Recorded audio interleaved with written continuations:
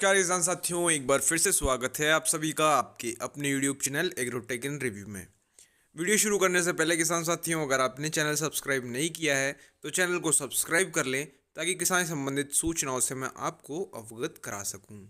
आज की इस वीडियो के माध्यम से किसान साथियों हम लहसुन की खेती की कुछ मुख्य बातें जानेंगे। इस वर्ष किसान साथियों भारत में लहसुन की खेती का रकबा बड़ा है, तो हम कुछ ऐसी मुख्य बातों पर ध्यान देंगे जिससे कि हम लहसुन की खेती को ज़्यादा से ज़्यादा फायदेमंद बना सकें।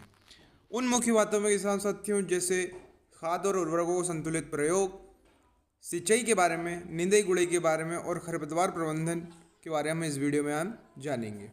शुरू करते हैं किसान साथियों सबसे मुख्य बात यानी कि खाद और उर्वरकों के प्रयोग के बारे में। किसान साथियों फसल चाहे कोई सी भी हो, खाद और उर्वरकों का संतुलित प्रयोग सबसे ज़रूरी चीज़ है।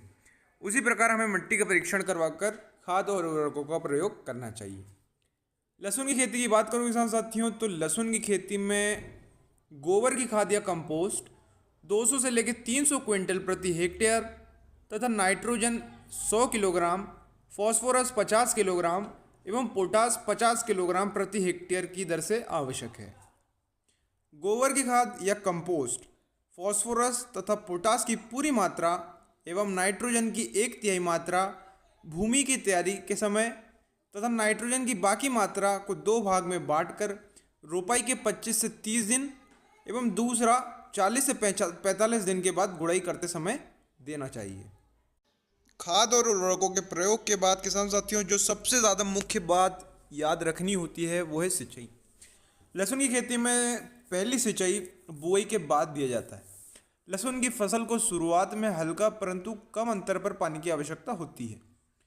सूखे खेत में रोपाई के तुरंत बाद सिंचाई की जानी चाहिए।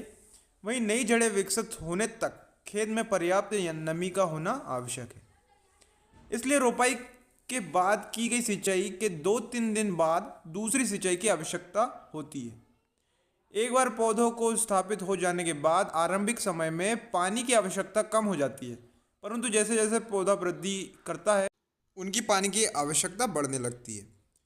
पौधों में गांठ बनना आरंभ होने से कंदों के पूर्ण विकास तक यानी कि 60 से लेकर 110 दिन तक नियमित रूप से सिंचाई की आवश्यकता होती है।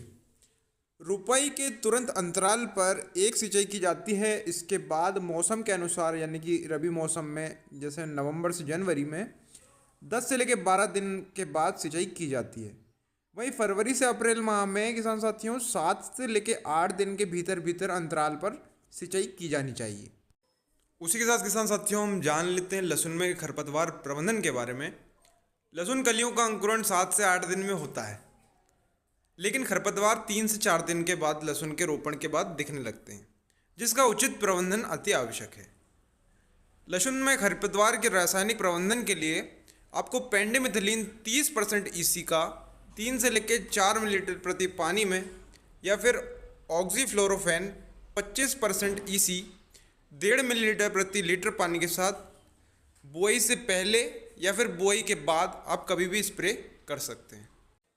ये थी बात किसान साथियों रासायनिक प्रबंधन के बारे में। किसान साथियों अगर लहसुन की खेती का रकबा कम है आपका तो ज़्यादा से ज़्यादा कोशिश करें कि आप रासायनिक प्रबंधन पे जाते हुए निंदाई गुड़ाई पे ध्यान दें। किसान साथियों निंदाई गुड़ाई से फ़ायदे अधिक हैं, कंदों का आकार भी बढ़ता है, साथ ही जड़ों का फैलाव भी अधिक रहता है। वैसे तो आप निंदाई गुड़ाई कितनी भी कर सकते हैं लहसुन की खेती में, लेकिन साथियों पहली निंदाई गुड़ाई हाथ या खुरपी से बुआई के 1 महीने बाद किया जाना चाहिए। वहीं दूसरी निंदाई गुड़ाई बुआई के 2 महीने के बाद किया जाता है। साथियों कंद के उचित विकास के लिए निंदाई गुड़ाई अति आवश्यक है। ये थी कुछ मुख्य बातें किसान साथियों जैसे खरपतवार प्रबंधन, सिंचाई, उर्वरक, खाद, निंदाई गुड़ाई के बारे में।